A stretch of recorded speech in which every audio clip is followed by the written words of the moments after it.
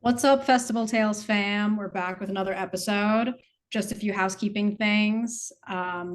Please subscribe to our podcast on whatever platform you're listening to it on, either YouTube, Spotify, etc. Follow us on social media if you can. We really support that. And if you can like some of our content or write reviews, we would highly appreciate that. Without further ado, though, Babs is going to take it away with our story for today. All right, all right. The first intro down and nails it. Let's go. Let's go. Glasses, I think, gave me the confidence. Glass. Yes, I agree. You are rocking the glasses, by the way. I love them. I love them. I'm I an wish I NPC. had I wish I had That's my funny pair. I left mine. Yeah, I left mine. I don't know where they are. You'll Sorry find about them. that, guys. But let's dive into the story, okay? Here we go. Hey guys, this story happened at Lost Lands last year, and it makes me giggle every time I think about it. It was after dark at night, and my friends and I were at Wampy Woods VIP, subtle flex. I left my group for a second to go pee. There were only two bathroom trailers at the stage, so the line was super long. But you got to do what you got to do. So I'm about eight people from the bathroom, and I see this woman come out and lean against the wall between the woman's and the men's bathroom. She whips out a hand fan and starts rolling her eyes and pouting, somewhat directed at the men's line. She appeared to be saying things here and there and just sighing and fanning herself. As I got closer, I could read that her fan said, "Show us your dick." I burst out laughing because this woman was just being so real and hilarious, being like, "Ugh, seriously?" Pointing at the guys in the men's bathroom line. She was like, "Come on, we show you our boobs all the time." Some guys were laughing, some guys were not in the mood for it, but I was losing it. At one point, a guy ran up to her and gave her a hug. I gave the woman a high five, and she goes, "Seriously, I've only seen two the entire day." And she kept character, kept sarcastically rolling her eyes and fanning herself with her one hand on her hip. Anywho, it sucks waiting in long lines, but bless those fellow ravers who entertain us and make it suck a little bit less. Thanks, guys. Love the pod. Keep it up. Oh, thank you. That's a great way to end that story. Thank you so much. That is That is hysterical. And that's like, there are some downsides to going to festivals, including long bathroom lines, long waits for security, stuff like that. But yeah, it really is like the people at these festivals, like when someone can turn something that is just a super mundane kind of annoyance at festivals into something that is like that, like wildly entertaining and makes for a story that someone's going to walk away from that festival, remembering for years to come. Like I love that. I love this community. yeah. And That is like that's a festival story to a T right there. That's like a perfect representation of things in this podcast that occur at a festival and what the stories we look for. Because like, where else are you seeing that? Like, I feel like by saying that that is not what all festivals are like. Nudity is not encouraged at every turn. But yes, no, it's that's that's not what I meant. I just wanted to clear. I know what you meant, but I just wanted to like clarify Yes, for people you that know, never to been to a clar festival. to clarify, what I mean is like the randomness of this girl out there fanning herself, being like, "Come on," like that just doesn't occur much. And I'm not saying, yeah, by all And means, you don't don't see do that outside of a festival ground. You see that no. you see people just being very open, very free, very silly, very childlike in festivals. That is what Babs is trying to That say. is what I was trying to say. That's what I mean when I say a perfect story. That is what we like, but not the "I took my clothes off at the festival and I'm naked." No, no, no. We could do without that. We can do Yeah, without that. if you want, but it's not, and not everyone does that. That's You not everyone. might you might exit the festival earlier than expected. Yeah. Yeah, might not be taken well. But no, yeah, I think that's hysterical.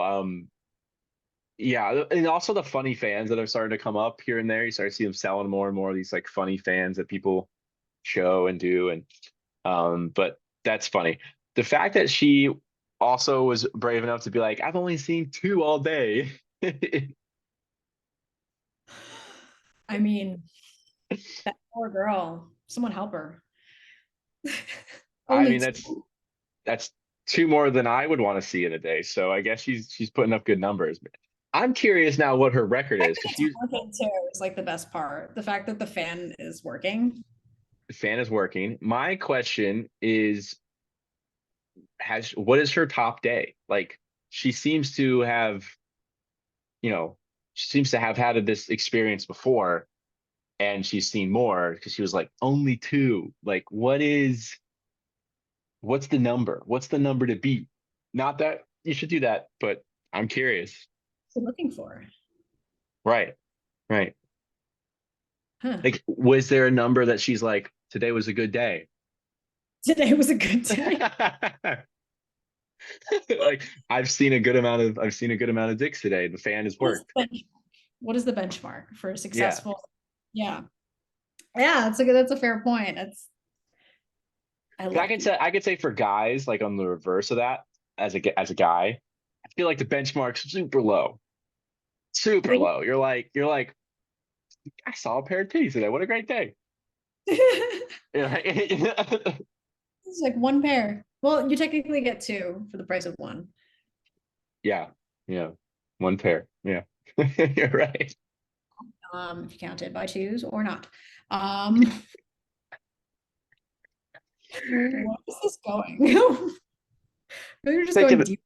This hole. taking it, yeah, we're going deep down this rabbit hole. Scary. Another good valid point with this. Sorry, I got out of focus there. Come on, camera, get me back in. To There we go. go. Another valid point with this though is the people at the porta potty lines or the bathroom lines that are entertaining. They are a special breed and they are sometimes welcome. Sometimes I want no part of them. But they are needed. They are needed because sometimes they make that horrible experience a lot better. A lot better. No, and it sucks to have to wait on long bathroom lines, but they're inevitable when you have that many people. You can put porta potties everywhere, but people are going to go to the porta potties that are closest to them, right? And sometimes there's going to be a lot of people there. Like if there's, for example, Lost Lands, if there's some, excisions playing, the bathrooms, especially the VIP bathrooms next to the main stage, are probably going to be more packed than the bathrooms on the opposite side of the festival. So it's like inevitable that you're going to have long bathroom lines or you're going to experience it no matter what the festival organizers do. Some festivals can do better than others, might I say. But at some point, you're going to encounter this. And yeah, it's just like turning those moments, those in between moments of like, oh, I have to use my bodily functions the way they were intended, and I have to wait online to do it and miss this set I want to see. Like it's moments like if you can turn that moment into something that is funny and entertaining when you're not being entertained at a festival or you're not supposed to be, um, that my hats are off to you because I love that. Like that, yeah. I mean, I would not do what she did because I respect people's privacy in that respect. But yeah, if you can turn something like, I don't know, waiting online for a bathroom into a fun festival story, that is super admirable. And Yeah. I how just open-minded and crazy people get at these things in a good way because like that's why I keep going to them, dude. Oh yeah, 100%. I think that's why we all keep going. It's like the funny small things that keep popping up and the stories and the good times. It's all that energy coming together to make us want to go back. And we like the music, of course, too. I mean, that's a big factor that adds to it, but it's all of it combined. Yeah. Yeah. Because I mean, I'm sure we've all been to a concert that we maybe are, we like the artist, but we have like a bad time with the crowd, or we have a bad time with something drama in the group, and it kills that fun night. Or the opposite, where you go with the fun group and the artist, maybe you don't know the artist, but you have a fun time because the music is good and your group is fun. Like these things are all connected, it's like it's all together. It all comes together to make a great experience. Sure, small things can happen, but you can overlook a small thing for the overall greater good of the experience. But yeah, Yeah. but those specific small moments that heighten it and make that experience better are what like stick with you, of like, oh, it was so cool because this small little thing and blah blah blah. You start telling your story. Yeah. Yeah. No, I 100% agree. And just to touch on what you just said, like, sometimes you go with people that turn out to not be super fun, or sometimes the festival gets canceled due to weather, or sometimes, something bad happens. And I mean, something like socially bad happens, or your artist like doesn't make his flight, can't make the set. Sometimes stuff like that happens that you can really that it's like you're at a fork in the road. Like you can take that and let it ruin your entire weekend, or you can look around you and see all of the entertainment and all of the joy and fun that there is to be had. Yeah. Yeah. So, You just made me think of a story that I have that go along with this a little, or go along the lines of that with it a little bit. Where one year at SMF Tampa, they canceled the festival, like the whole festival, because of inclement weather coming, and it ended up not even happening. It was super sunny all day. Everyone was, very mad at the beginning of the day, like, oh my gosh, we blah blah blah. But then all the artists that were in town started talking to venues, and there were all these different after parties and all these different venues going. And I remember like we were at home trying to figure out what to do, and we just decided like, let's just go see this one artist and who's opening for him at a random club that we don't normally go to.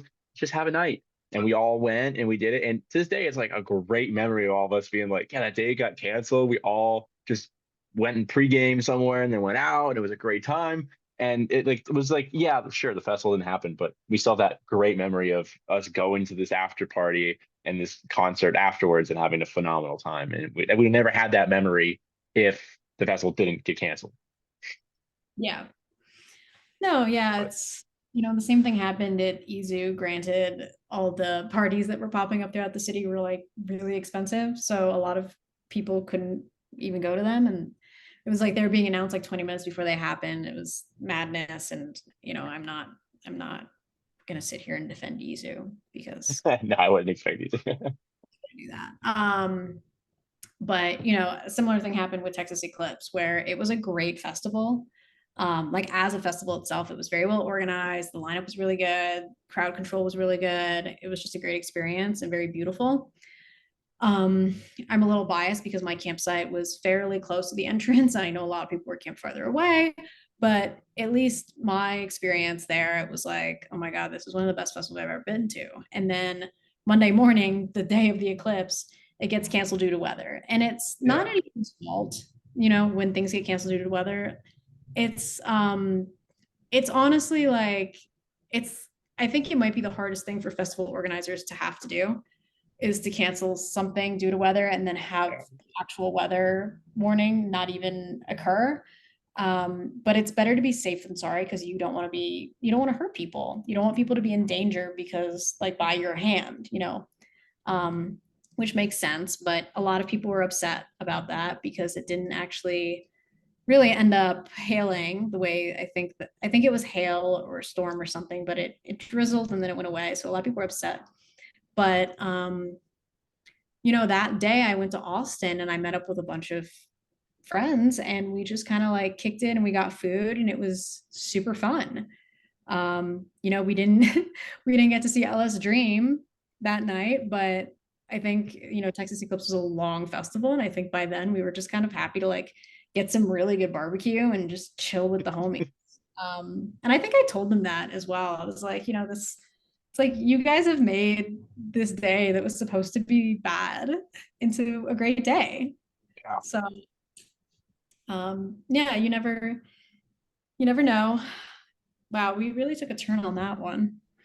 We did, but hey, that's what podcasting's all about. We never know where it's going to end up, really. But I mean, all in True. all, we took it. I think we took it in a great direction. I think we're going to end on a great note with two good stories from ourselves, along with that third one. But yeah. With that being said, guys, make the most of the little things. Enjoy the little things in the festival, um, and give out hugs to those that are being entertaining. If you like someone's vibe, tell them. Don't be afraid to be silly, goofy, and immature because festivals are your safe space. Yes, they are. Yes, they are. All right, everybody, without further ado, we appreciate you tuning in for this week's episode, guys. Once more, like, subscribe to the podcast, write us a review on Apple or Spotify, and make sure to give us a follow on all socials, Festival Tales Pod. We appreciate you so much. Thanks, y'all. Peace.